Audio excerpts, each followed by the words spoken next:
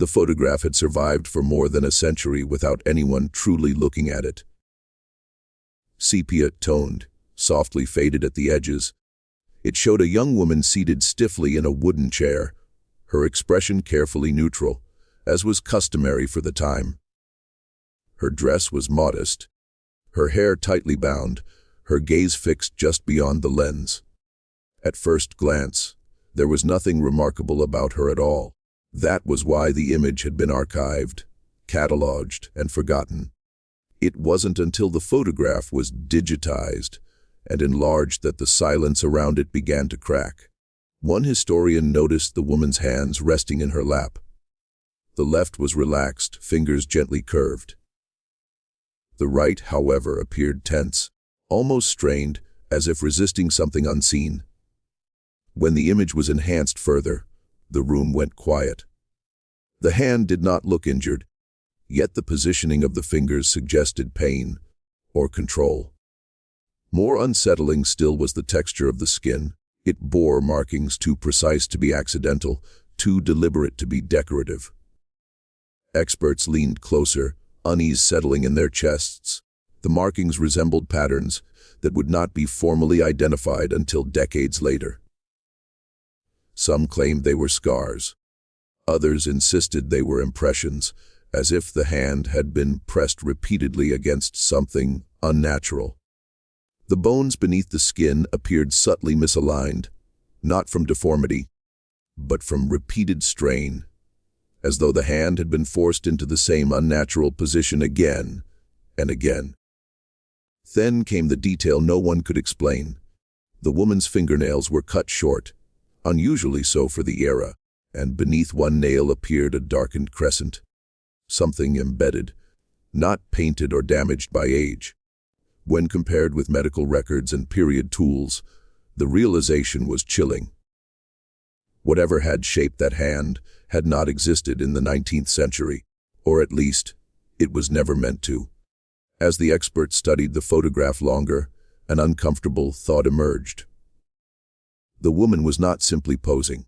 Her posture, her rigid shoulders, her fixed stare, it all suggested she was enduring the moment, not participating in it. And her hand, marked and altered, seemed less like a victim of circumstance and more like evidence. Evidence that she had known something. The rediscovery of the photograph happened quietly, without ceremony, as many unsettling things often do. It emerged not from a grand exhibition or a celebrated archive unveiling, but from a routine digitization project intended to preserve aging materials before time erased them completely. Thousands of photographs were being scanned. Portraits, landscapes, family records, each treated as another fragile relic of a distant century. Most were predictable, even dull, their stories already told or never meant to be told at all. The photograph of the woman was one of these, labeled plainly, filed without commentary, and stored among dozens of similar images depicting anonymous figures frozen in formal stillness. At first glance, it offered nothing to invite curiosity. The composition followed the conventions of the 19th century, precisely stiff posture, neutral expression, minimal ornamentation. The lighting was flat, the background indistinct. The subject centered as if she were merely fulfilling the requirements of the camera, rather than expressing anything of herself. Archivists had seen thousands like it. There was no dramatic backdrop, no unusual attire, no inscription hinting at significance. Even the woman's face, though clear, carried the practiced emptiness common to early photography, where exposure times demanded stillness and emotion was considered improper. This ordinariness was precisely why the photograph had been overlooked for so long. History has a way of prioritizing spectacle, and this image seemed to possess none. It did not document a known figure, nor did it correspond to any notable event. Its value appeared purely archival, useful only as a representative example of period portraiture. For decades, it remained untouched, referenced only by catalog number, its existence acknowledged, but never questioned. The shift began with magnification. As part of the digitization process, technicians enlarged the image to ensure clarity and preservation quality. It was during this enlargement that a subtle imbalance became noticeable. The photograph, when viewed at its original size, appeared symmetrical and composed. When expanded, however, something about it felt uneven, though it was difficult to articulate why. The human eye lingered longer than expected, scanning the image not for beauty or recognition, but for reassurance that nothing was out of place. One technician paused on the woman's posture. Her shoulders were square, yet slightly raised, as if she were bracing herself. This was not uncommon, but it introduced a faint sense of tension. Another noticed the way her gaze seemed unfocused, not blurred, but distant, as though she were looking past the camera at something only she could see. Still, these observations were easily dismissed. Early photography was full of such peculiarities, artifacts of long exposures and human discomfort. Then attention drifted downward. Her hands rested in her lap, a detail so mundane it had likely escaped notice for more than 100 years. Hands, after all, were rarely the focus of portrait photography at the time. They were positioned simply to fill space, to complete the body's form. Yet once noticed, they refused to be ignored. There was a subtle difference between them, not dramatic enough to be immediately alarming, but pronounced enough to create unease. One appeared relaxed, fingers gently curved, conforming to the body's stillness. The other looked tense, its fingers held at an angle that suggested effort rather than rest. This observation alone might not have raised concern, but it sparked curiosity, and curiosity, once awakened, tends to pull at threads. The image was passed along to a historian specializing in photographic practices of the era, then to another with a background in medical history. Each viewed it independently, and each paused at the same point. They could not immediately explain why, but something about the photograph resisted being categorized as merely ordinary. What shocked the experts was not the presence of an obvious anomaly, but the realization that they had missed something for so long. The photograph had existed in plain sight, studied indirectly through dates, techniques, and archival metadata, yet never truly seen. Its rediscovery was less about uncovering something new and more about recognizing a long-ignored presence. The discomfort stemmed from the idea that significance had been hiding within banality, concealed not by secrecy, but by familiarity. As the image circulated among specialists, discussions grew quieter, more deliberate. No one wanted to be the first to suggest that the photograph might be more than it appeared, yet no one could comfortably dismiss the growing sense of wrongness. The woman's anonymity, once a reason for disinterest, now amplified the unease. Without a name or recorded history, there was no context to explain the tension her image conveyed. She existed only in that frozen moment, offering no explanation, no defense. The experts began to realize that the photograph's ordinariness was itself a kind of disguise. It had blended seamlessly into the visual language of its time, using convention as camouflage. This raised an unsettling question. How many other images had been dismissed simply because they did not demand attention? And more troubling still, what if this photograph had been meant to be overlooked, its significance delayed, until the moment someone finally looked closely enough? The shock, then, was not immediate or explosive. It crept in slowly, carried by the dawning awareness that the past was not as transparent as they believed. The photograph challenged the assumption that history reveals its secrets willingly, suggesting instead that some truths remain dormant until the present is ready, or careless enough to uncover them. And as the experts continued to study the image, a quiet consensus formed that this was not just a rediscovered artifact, but the beginning of something they could not yet name, something that had waited patiently in the archives, knowing that one day, someone would look at it long enough to notice something no one else was supposed to see until now. Once the photograph was flagged as unusual, the scrutiny intensified in ways the original archivists had never anticipated. What began as a quiet curiosity evolved into a careful, almost reverent examination, as if the image itself demanded restraint. Specialists from different fields were brought in, each approaching the photograph with their own methods, assumptions, and expectations. High-resolution scans replaced the fragile original, allowing every grain, shadow, and imperfection to be analyzed without fear of damaging the artifact. Under this digital magnification, the woman's hand ceased to be a minor detail and became the central focus, drawing attention with an insistence that felt deliberate. The first shock came from proportion. Measurements were taken, comparing the length of the fingers, the spacing of the joints, and the angles at which the bones appeared to bend.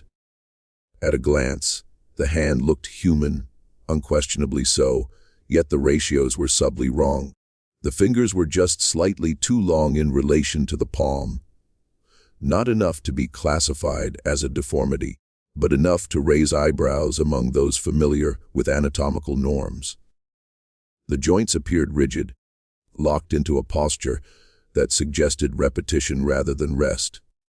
It was as if the hand had learned this position through force or habit, holding it not for the camera, but because it no longer knew how to relax.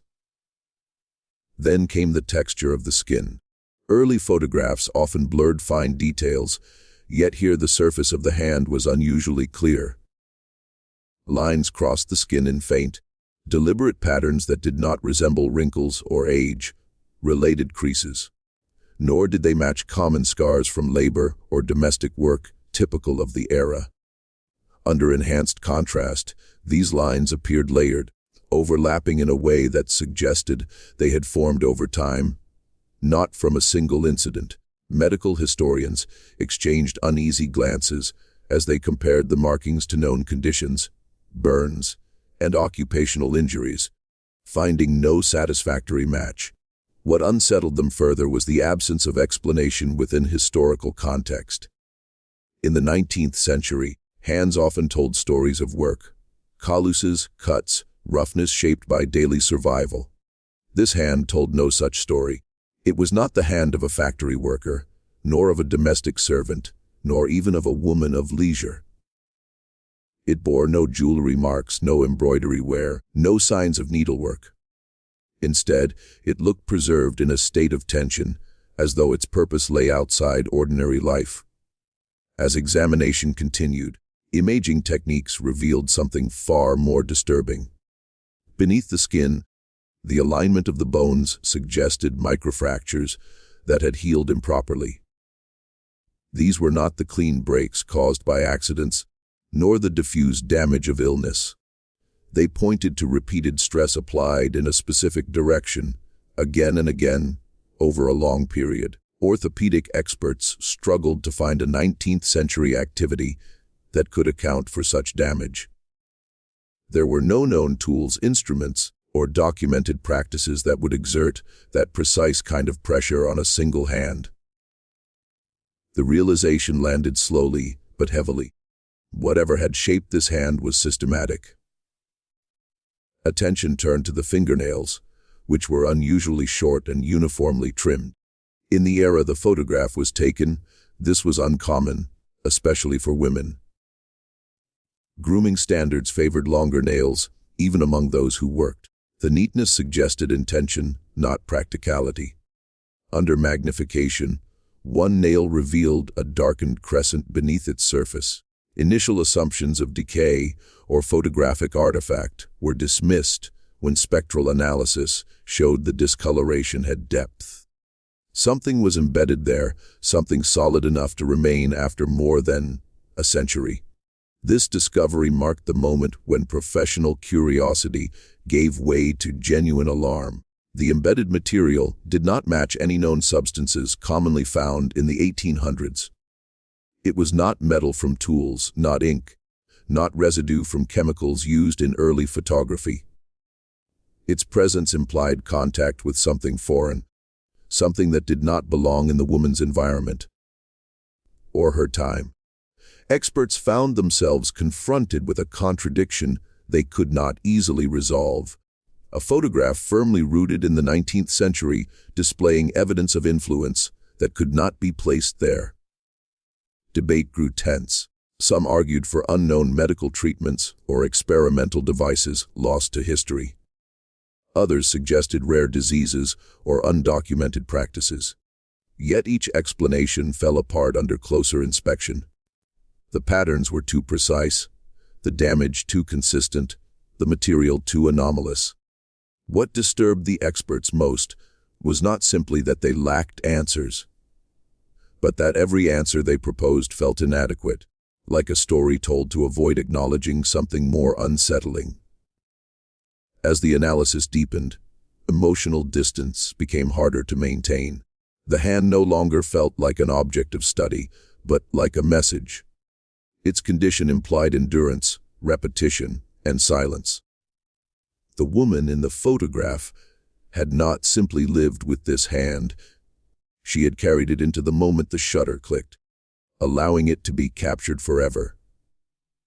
The idea that she might have known the photograph would one day be examined was dismissed as irrational, yet it lingered uncomfortably in the background. By the time the findings were compiled, there was a shared understanding among the experts that they were no longer dealing with a curiosity of anatomy or photography. The hand represented a convergence of evidence that refused to align with established history. It suggested that something had intersected with this woman's life in a way that left physical traces that endured long enough to be photographed, preserved, and rediscovered. The shock lay not only in the impossibility of the findings, but in the implication that the photograph was not a passive record at all, but an intentional imprint of an experience that defied explanation, waiting patiently until technology and attention caught up to what it had been showing all along. As the physical evidence in the photograph grew harder to dismiss, attention shifted from the image itself to the life of the woman it portrayed. If her hand carried signs of something unaccounted for, then her history, however faint, might offer context or contradiction. Researchers began the slow process of tracing her existence through fragmented records, parish documents, census listings, and handwritten registries that had survived fires, floods, and neglect. At first, the search appeared promising. A name surfaced that matched the approximate date and location of the photograph, along with an entry noting a woman of similar age. Yet the more closely the records were examined, the less coherent the story became. The earliest documents painted a simple picture. She appeared in a census as a resident of a modest household, listed without occupation, a common omission for women of the time. A church registry recorded a baptism that aligned with her estimated birth year. Nothing in these early traces suggested anything unusual. If anything, the records reinforced the photograph's original ordinariness, presenting her as someone who had lived quietly, leaving little mark beyond routine documentation.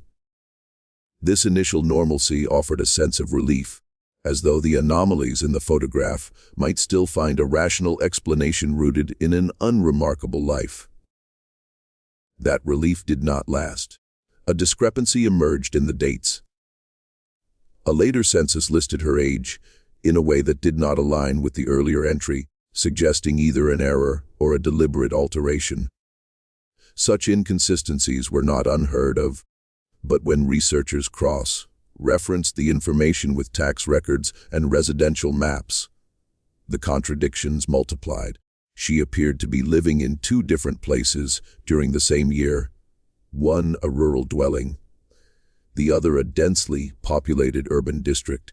No record explained the transition, nor did any document acknowledge it as a move. It was as if her presence had been duplicated, recorded simultaneously in spaces that should not have overlapped. Further anomalies surfaced in medical archives. A hospital ledger included a brief mention of a woman matching her description, admitted for a condition related to her hand. The entry was vague, offering no diagnosis, only a note that the case was unusual, and that treatment had been discontinued. No discharge date was listed, and no follow-up appeared in subsequent pages. Yet other records suggested she was active in the community during the same period, attending church services and appearing as a witness in a legal document.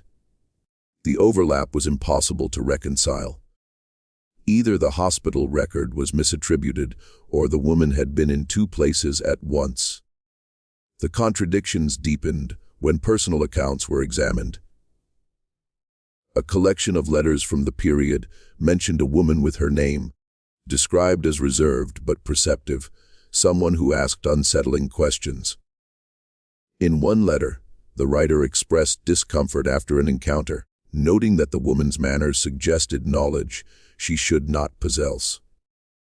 The letter offered no details, as if the writer feared committing them to paper. In another, written years later, the same woman was mentioned again, unchanged in appearance. A remark that stood out sharply in an era when time left visible marks on nearly everyone. The casual nature of the observation made it more unsettling, as though the writer found the strangeness noteworthy, but not extraordinary. Attempts to resolve these inconsistencies only produced more uncertainty. Some records appeared altered, names overwritten, or ink corrected in ways that suggested deliberate revision. In certain cases, pages had been removed entirely, leaving gaps where her presence should have been. Archivists were accustomed to damage and loss, but the pattern here felt selective, almost curated. The woman's life was not missing wholesale, it was fractured, preserved in pieces that refused to form a single narrative.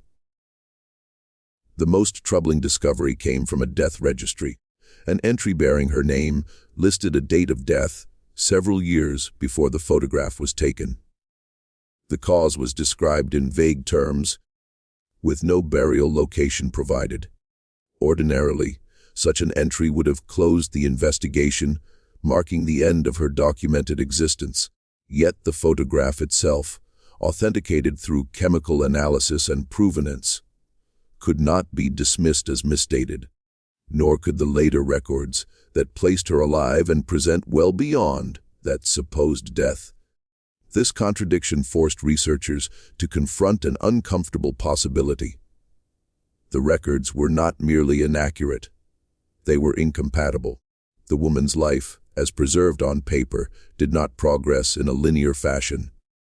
It looped, overlapped, and contradicted itself, as though history had struggled to contain her within its usual structure. The idea that the anomalies in her hand might reflect a broader disruption began to take hold. Perhaps the photograph captured not just a physical condition, but the trace of a life that did not adhere to expected boundaries. As the evidence accumulated, a subtle shift occurred in how the experts spoke about her. She was no longer referred to simply as a subject or a case, but as a problem, a presence that resisted classification. Her record seemed to bend around her, offering just enough information to suggest reality, while withholding coherence. The contradictions did not point to fraud or error alone. They suggested interference, as if something had altered the course of her life and left history scrambling to keep up. By the end of the investigation into her records, certainty had evaporated. There was no definitive account of who she was, where she had lived, or how her life had unfolded. What remained was a fragmented existence that mirrored the unsettling details of the photograph. The experts were left with the realization that the woman's hand was not an isolated anomaly, but part of a larger pattern of disruption, one that extended beyond flesh and bone into the very documents meant to define her, leaving behind a trail of contradictions that refused to settle into a single, comforting explanation. As the contradictions in the woman's history accumulated, attention returned once more to the photograph itself, driven by the growing belief that the truth had been present from the beginning, encoded not in records or testimony, but in the body she carried into the frame. The hand, already established as anatomically and historically troubling, was re-examined with a new question in mind, not what had happened to it, but what it might be communicating. This shift in perspective changed everything. The markings, once treated as damage or anomaly, were reconsidered as deliberate, meaningful traces rather than accidental scars. Using enhanced imaging and pattern analysis, researchers began mapping the lines on the woman's hand in relation to one another. What initially appeared chaotic slowly revealed structure. The markings followed a sequence, repeating at intervals that suggested intent rather than injury. When overlaid digitally, the lines formed a pattern that was neither random nor decorative. It was systematic, measured, and precise in a way that felt disturbingly purposeful. Some experts compared it to early forms of notation, while others saw parallels to symbolic systems that would not be formally cataloged until much later. The discomfort grew as the realization set in that the hand might be bearing a message. Further analysis revealed that the deepest impressions corresponded to points of nerve concentration, areas that would have been acutely sensitive to repeated pressure. This implied endurance rather than accident. The woman had lived with this for long enough that her body had adapted. The nerves dulled, the bones subtly reshaped. It was not a wound inflicted once, but a condition sustained over time, requiring patience, resilience, and silence. The idea that someone could carry such a burden without visible distress in the photograph added a layer of psychological weight to the image. Her calm expression no longer suggested neutrality, but restraint. The embedded material beneath the fingernail was examined again, this time with the possibility that it was not incidental. Its placement was too precise, too deeply integrated to be dismissed as debris. Chemical analysis continued to resist classification, but its position suggested it had been inserted intentionally, perhaps as part of a repeated action involving the hand. Some speculated that it functioned as a marker, others as a reminder or anchor. Whatever its purpose, it appeared to be part of a larger system, one that treated the hand not merely as flesh, but as an interface. This idea unsettled the experts more than any anatomical anomaly had. The hand began to look less like a victim of circumstance and more like an instrument shaped by use. Not use in the conventional sense of labor or craft, but use tied to knowledge or process. The repeated stress patterns aligned with the markings, reinforcing the impression that the hand had been engaged in something methodical, something requiring precision and repetition. The absence of written records describing such activity only deepened the unease. If the hand had been used in this way, it had been done outside the boundaries of accepted practice. As interpretations evolved, the symbolic dimension of the markings became harder to ignore. Some researchers noted similarities to warning symbols found in obscure manuscripts. Symbols meant not to instruct, but to caution. Others saw echoes of boundary markers, signs used to indicate thresholds rather than destinations. These interpretations were speculative, yet they converged on a common theme. The hand suggested contact with something that demanded restraint, discipline, and consequence. It was not merely marked by trauma, but by responsibility. This reframing cast the woman's silence in a new light. Her lack of expression, once attributed to photographic convention, now seemed deliberate. The way she held herself, the careful placement of her hands, the slight tension in her posture all suggested awareness. She knew the hand would be seen. Perhaps she knew it would be studied. The photograph ceased to feel like a passive capture and began to resemble a controlled act, a moment chosen rather than endured. The idea that she might have understood the future gaze unsettled even the most skeptical observers. The possibility that the markings functioned as a warning gained traction as more connections were drawn. The inconsistencies in her historical records, the impossibility of her hand's condition, and now the suggestion of symbolic intent, all pointed toward the same conclusion. The woman's experience did not belong solely to her time. The hand appeared to bridge something, to bear evidence of contact with forces or knowledge that did not align with the linear progression of history. Whether this contact was sought or imposed remained unclear, but the consequences were etched into her flesh. As discussions grew more intense, some experts resisted the implications, arguing that symbolism was being projected onto coincidence. Yet, even they struggled to explain why the markings aligned so precisely with the hand's structural damage, or why the embedded material resisted all historical categorization. The idea of a warning persisted, not because it was dramatic, but because it accounted for the totality of the evidence. The hand did not simply show what had happened. It hinted at what could happen again. The woman's anonymity became part of this interpretation.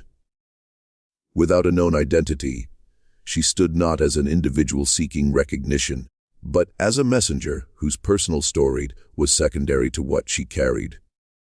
The photograph, preserved and rediscovered, felt increasingly like a vessel designed to endure. The hand, marked and altered, seemed to hold the core of that endurance, a physical testament to something encountered and survived. The experts were left grappling with the notion that the photograph was not merely documenting the past, but transmitting a caution across time, one that had waited patiently for the moment it would finally be understood. By the time the final interpretations began to take shape, the experts involved no longer spoke with the confidence that had once defined their disciplines. The accumulated evidence had eroded the comfort of certainty, replacing it with a cautious humility. The photograph, once considered a static artifact, now felt active, almost aware of the attention it had drawn. The realization that unsettled them most was not tied to any single discovery, but to the pattern that emerged when all the pieces were viewed together. The hand, the contradictions in the woman's life, the symbolic markings, and the impossible material all pointed toward the same conclusion. The photograph had not merely survived time, it had been waiting for it. This shift in understanding reframed the entire investigation. The image no longer seemed like an accidental record preserved by chance, but like a message calibrated for a future audience. The level of detail embedded in the hand would have been invisible to contemporaries, rendered insignificant by the limitations of 19th-century technology. Only with modern imaging could the markings, proportions, and embedded substance be fully perceived. This temporal dependency was difficult to ignore. It suggested that the photograph's significance was not intended for those who first saw it, but for those who would come much later, equipped with the tools to recognize what it contained. The implications of this idea were deeply unsettling. If the photograph functioned as a warning, then it implied foresight, an awareness of future scrutiny that should not have been possible. The woman's deliberate posture, the careful placement of her hands, and the preservation of the image itself took on new meaning. She appeared not as a passive subject, but as a participant in a transfer of knowledge. Whether she understood the full extent of what she was doing remained unknown, but the precision of the evidence suggested intention rather than coincidence. Experts began to ask questions they were unaccustomed to asking. What kind of experience could compel someone to encode a message in their own body? What could be so dangerous, so disruptive, that it warranted being hidden in plain sight, disguised as an ordinary photograph? The hand's condition suggested not just contact, but repetition and discipline, as though the woman had learned something through sustained exposure. The photograph, then, was not a warning delivered in words, but in consequence, a demonstration of what happens when certain boundaries are crossed. This interpretation cast the anomalies in her historical records in a new light. The contradictions, the overlapping timelines, and the premature death entry no longer appeared as errors to be corrected, but as echoes of disruption.